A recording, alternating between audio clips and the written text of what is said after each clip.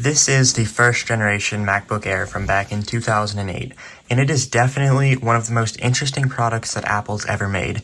So starting from the front, this was the thinnest MacBook to date, back in 2008, and it still is pretty thin. So Apple put the port pretty much on the bottom of the computer. And that was a problem because the, at the time, MagSafe adapters that Apple sold looked like this. So plugging the computer in and putting it onto a table did not exactly work out properly. Here is one of the newer style MagSafe 1 L adapters, and this allows it to sit on a table perfectly. But with the old MagSafe chargers, it didn't. And on the other side of the computer, due to this thing being so thin, there had to be a port door. So this door actually feels very sturdy, and it has probably the worst selection of ports that I've seen on a MacBook besides maybe the 12-inch MacBook. But I'd argue this is worse because there is a mini display port, a USB port, and a headphone jack. At least the 12-inch MacBook had a USB-C port, which could pretty much replace all these ports combined, but at least this computer had a charging port. And on the bottom, this computer looks pretty much unlike any other MacBook because it had the vents on the back, which is something that Apple doesn't really do. There is very rarely any visible vents on MacBooks. And from the bottom, it kind of looks like the newer Gen 2 MacBook Air. It did share a lot of the same features, but compared to the MacBook Pros and the MacBooks of the time, this actually was a pretty major design overhaul. So on the inside of this computer, there is some cool things compared to the Gen 2 MacBook Airs from later years. The trackpad has physical buttons, which the Gen 2s did not have. And the trackpad on the Gen 1s is really, really good. Comparing this to any Windows computer from the time, this is way better. And also, this machine had an eject button and a power button. So this was the first Mac to get rid of the CD drive since like the G3s.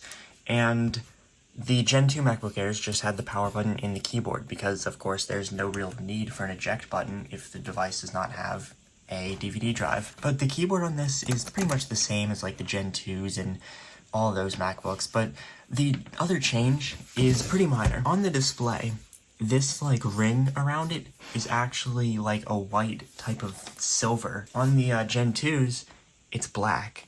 And also, the whole hinge is way different. The hinge you can actually see right here. It's like metal, and then there's this, I guess, Wi-Fi antenna right here, and then there's more metal. So I'm now booting this machine up. One interesting note on it, it did not use a conventional hard drive. I'm currently booting this off of a USB SSD, because I don't have one of those hard drives on hand right now. So for the specs, the main thing that held this computer back was the base memory configuration with 2 gigabytes of RAM. This is awful. The base model MacBook Airs for like 2013, 2014, even like 2015 had 4 gigabytes of RAM. That was considered awful. That's what made those machines obsolete pretty quickly after they came out. 2 gigabytes of RAM is nothing. Most phones 5, even 10 years ago had around or over 2 gigabytes of RAM. For the CPU, the Core 2 Duo, it's okay. For the time, it does not hold the machine back in my opinion. Of course, it's got the NVIDIA graphics chip that all these old Macs have. And I don't know if this one's prone to failure or not. This machine got up to macOS El Capitan as far as I can tell, officially. And it runs okay on Yosemite, which is what I have it on right now.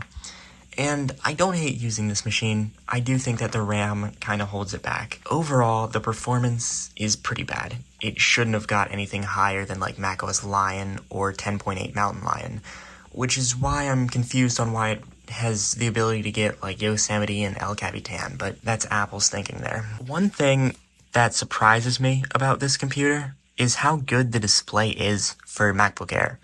This was pre-Retina display and all that, so it is expected to be pretty bad, but the display is actually good.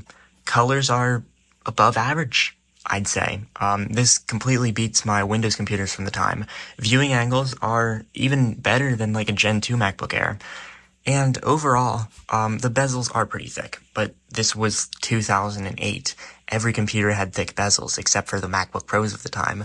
The last note that I have on this computer is that this was the first and last MacBook Air to have the indicator light. On the Gen 2 MacBook Air up here, they just removed it to make the whole machine a bit thinner.